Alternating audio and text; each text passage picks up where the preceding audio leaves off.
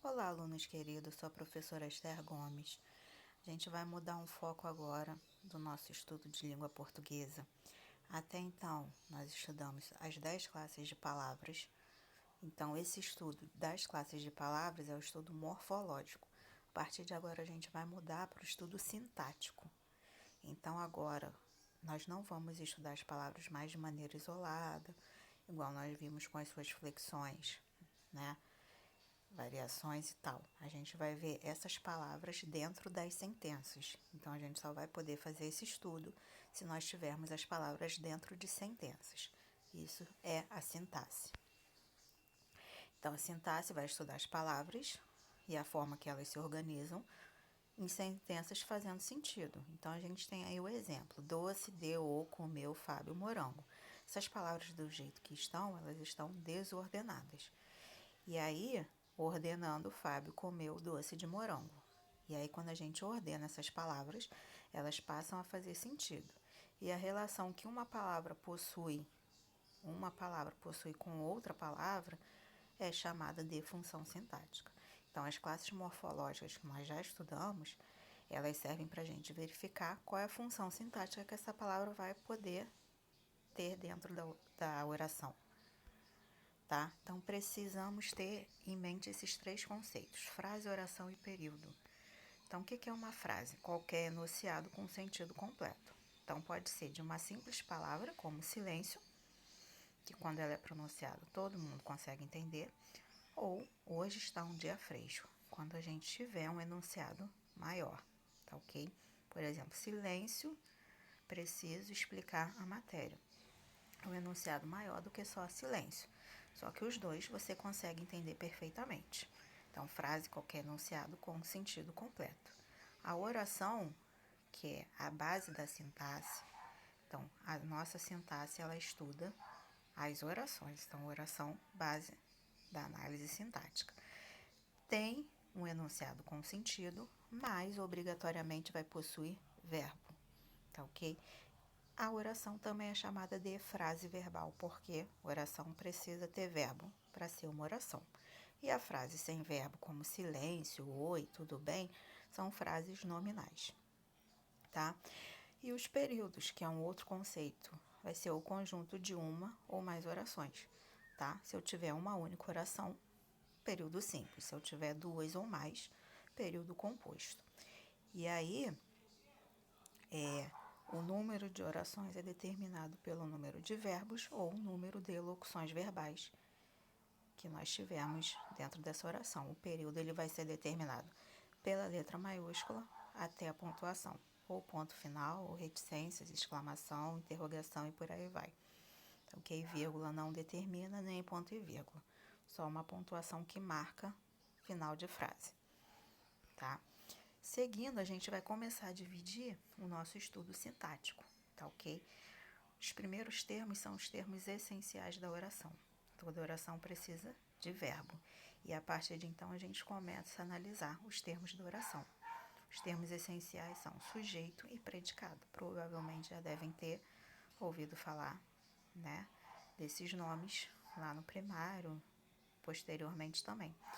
E aí a gente tem o sujeito, o primeiro termo, que ele vai ser a parte da oração que vai concordar em número e pessoa com o verbo.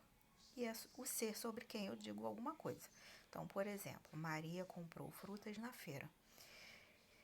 O verbo vai me dizer quem é o seu sujeito. Quem comprou frutas na feira? Maria. Logo, a Maria, a palavra que está destacada, é o meu sujeito, tá? Se a comprou, terceira pessoa do singular, eu vou identificar o sujeito através do verbo, tá ok? Nessa forma aí, nós temos sujeito, depois o predicado, que é esse complemento. Quando nós tivermos essa estrutura, sujeito mais verbo, nós temos a ordem direta do sujeito. Se isso for invertido, ordem inversa. Então, comprou frutas na feira Maria. Se eu inverter essa ordem inversa ou ordem indireta, tá ok? As classificações. Então, o sujeito, que nós já aprendemos a identificar, pergunta ao verbo, quem comprou? Maria. Ele tem 5 classificações. O sujeito vai ser simples quando ele tiver apenas um núcleo. Esse núcleo pode estar no plural, como no singular. tá ok? O verbo vai me dizer quem é o sujeito, tá? Então, eu estudo diariamente. Quem estuda? Eu. Logo, eu, sujeito.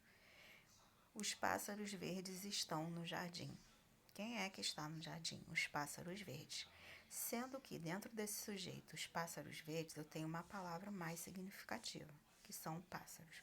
Logo, ele é o núcleo do sujeito. Tendo um núcleo, período, sujeito simples. Eu estudo, eu, sujeito simples. Tá ok? E essas palavras que estão em torno de pássaros são modificadores desse núcleo. E mais para frente a gente vai ver qual é a função dessas palavrinhas aí. Outra classificação, sujeito composto. Passou de um núcleo, sujeito composto. Se tiver 500 núcleos, sujeito composto. Claro que eu estou exagerando. Então, assim, os pássaros verdes e as borboletas amarelas estão no jardim. Tá ok? O verbo continua sendo estão. Só que agora, quem está são pássaros e borboletas. Essas duas palavras destacadas, elas são significativas para compreender o sujeito. Logo, as duas são núcleos do sujeito. Então, é um sujeito composto. Classificações tranquilinhas. Esses dois são sujeitos determinados. Simples, sujeito determinado, composto. Próxima classificação. São 3 nomes para a mesma classificação. Ou é oculto, ou desinencial, ou elíptico. Se aparecer em qualquer questão, uma dessas 3 nomenclaturas se refere ao mesmo tipo de sujeito. Esse tipo de sujeito, ele está escondido. Apesar dele estar escondido, eu consigo identificar pelo verbo. Então, por exemplo, estudamos muito para a prova. Obviamente, quem estudou? Nós. Então, esse nós está escondido, ele não aparece escrito na oração, mas eu consigo identificar pelo verbo estudar, tá? Leio todos os dias. Quem lê? Eu. Logo, consegui identificar pelo verbo ler.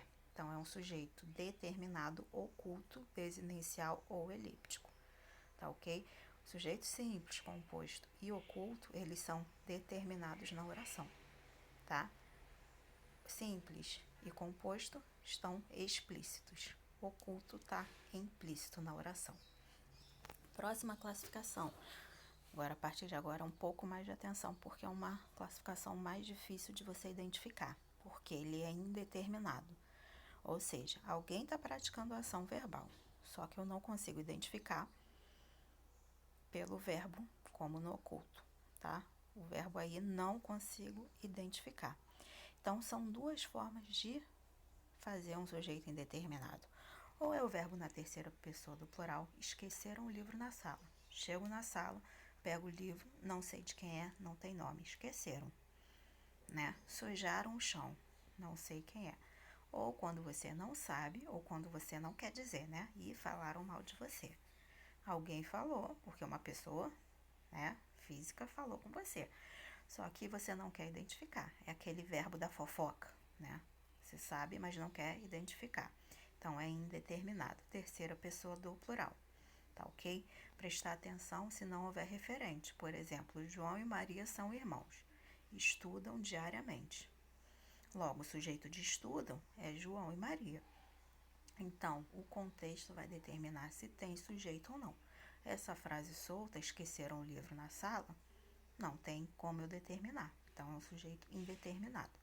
A outra forma de construir o sujeito indeterminado é o verbo na terceira pessoa do singular mais o ser.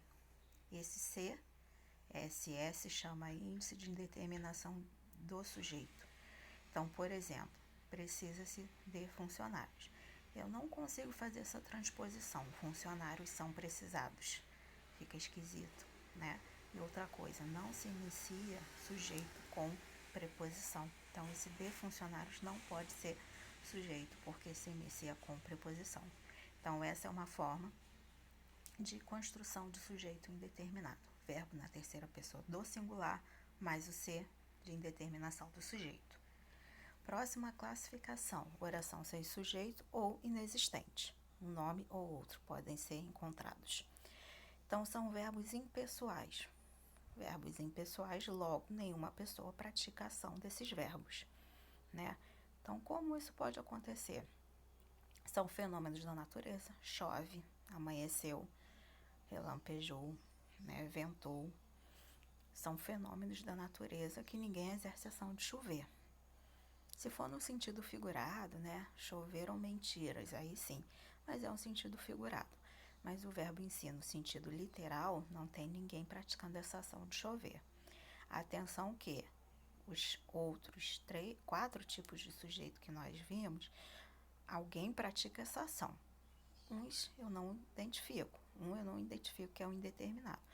E o simples, oculto e composto, alguém pratica ação. Todos os 4 anteriores, alguém pratica ação. No inexistente, ninguém pratica ação, por isso que é um verbo impessoal. Tá ok? Outra forma de sujeito inexistente. Verbo haver igual a existir. Então, há esperanças para este mal. E aí, eu posso trocar por existir? Se eu puder trocar haver por existir, ele vai ser sem sujeito. Como é um verbo impessoal, ele vai permanecer no singular, ele não vai ter variação, tá? E a observação, o verbo haver com sentido de existir, sem sujeito. Agora, se o verbo for existir, aí ele terá sujeito. Então, olha só, a mesma frase, existem esperanças para este mal. O que existem?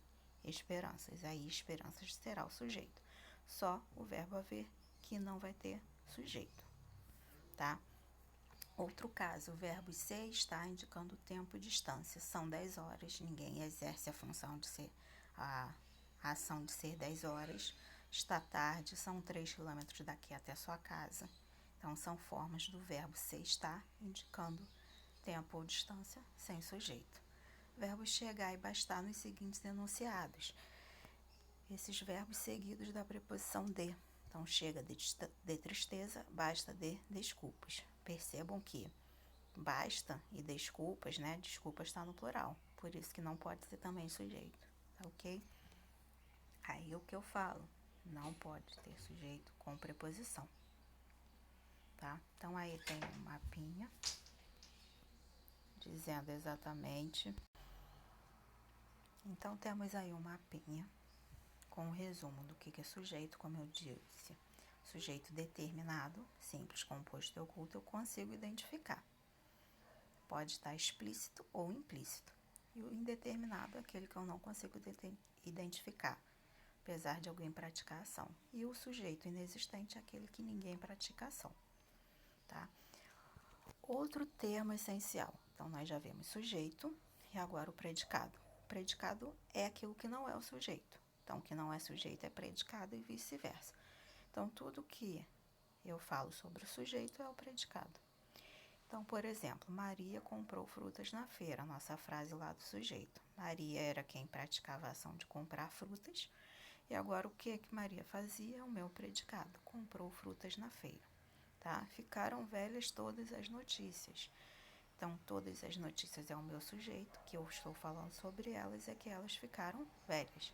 Então, o meu predicado, ficaram velhas. E agora as classificações. Apesar de serem 3, é um pouco mais complicado identificar. Por quê?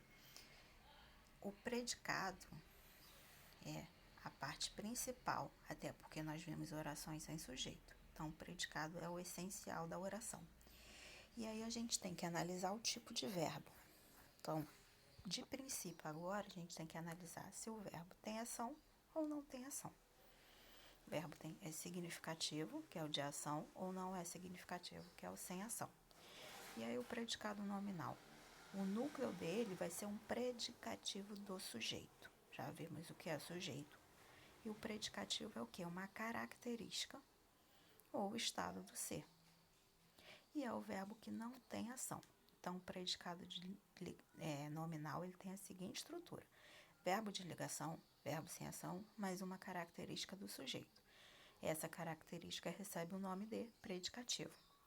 Então, olha só, o trem está atrasado. Né? O trem está atrasado, o verbo está, não tem uma ação de o trem chegou, o trem partiu, o trem correu, né? E atrasado é uma característica do sujeito trem. E aí eu tenho o trem, que é o sujeito, está, que é o verbo de ligação, e atrasado, que é o predicativo do sujeito. Se eu retirar o verbo, a sentença eu vou continuar tendo um sentido, o trem atrasado. faz sentido. Agora, se eu tirar a característica, deixou de ter sentido. Então, o núcleo vai ser essa característica, a parte mais importante do predicado. Tá ok? Segundo tipo de predicado é o verbal. Predicado nominal, o núcleo será um nome, que é o predicativo do sujeito. Predicado verbal, o núcleo será um verbo significativo. Aí sim o verbo terá ação. Então, olha a diferença. O trem chegou, choveu muito, comprei flores, esperei por você, estudamos gramática, João lavou o carro. E aí todos esses verbos destacados, eles têm ação ocorrendo, eles têm sentido. Se eu retirar, a oração deixou de ter sentido. Então, a parte mais significativa dentro do predicado é o verbo. Então, por isso é um predicado verbal. O último tipo de predicado é o verbo nominal. Então, o que foi visto? No predicado nominal, o núcleo é um nome, predicativo do sujeito. No predicado verbal, o núcleo, o verbo de ação significativa. E no predicado verbo nominal, eu vou ligar os dois núcleos, um verbal e um nominal. Então, eu vou ter uma ação e uma característica. O trem chegou atrasado. Ação mais característica. Ação chegar, atrasado, característica. A aluna estudava esperançosa. Ação estudava esperançosa, característica. E aí, quando eu tenho dois núcleos, predicado, verbo nominal. Apesar de estar aí predicativo do sujeito ou do objeto, isso vai ser explicado quando nós entrarmos nos termos integrantes, tá ok? Então, olha só, o que devemos ter atenção. Às vezes, um único verbo, ele possui na oração chamado de predicação verbal. Então, o que é predicação verbal? É como o verbo vai se comportar dentro da oração. Se esse verbo vai ser de ação ou se esse verbo será de ligação.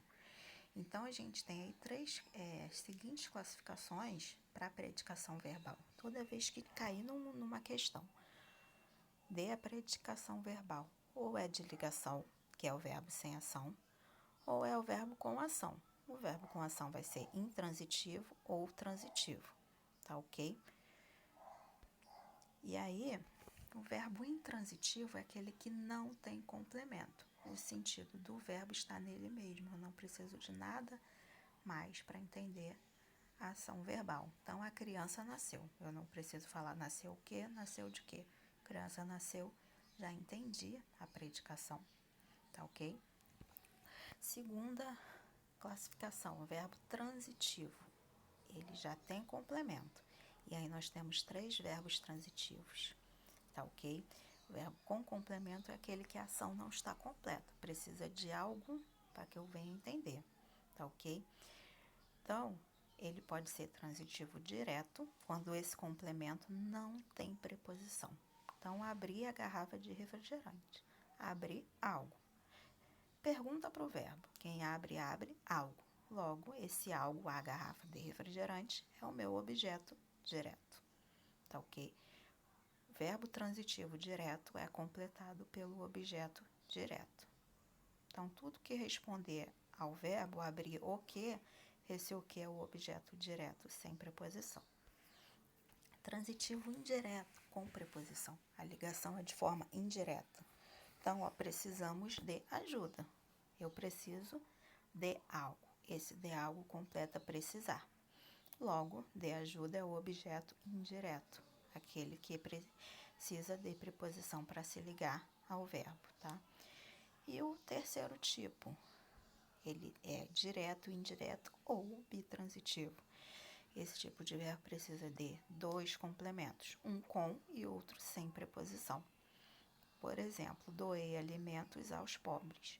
Quem doa, doa alguma coisa. Além de doar alguma coisa, doa alguma coisa a alguém. Então, preciso doar algo a alguém. Dois complementos. Logo, ele é bitransitivo. Tá ok? Então, são verbos oferecer, doar, emprestar. Tá ok? E a última classificação é o verbo de ligação, que já foi falado lá no predicado nominal. O verbo de ligação, ele serve para ligar o sujeito a um estado do sujeito, a uma característica do sujeito. O dia está nublado, meu tio virou cantor. Logo, esses verbos aí destacados, eles não têm uma ação ocorrendo, tá ok? Então, gente, é isso daí. Façamos os exercícios da apostila e qualquer dúvida, só me perguntar. Até a próxima.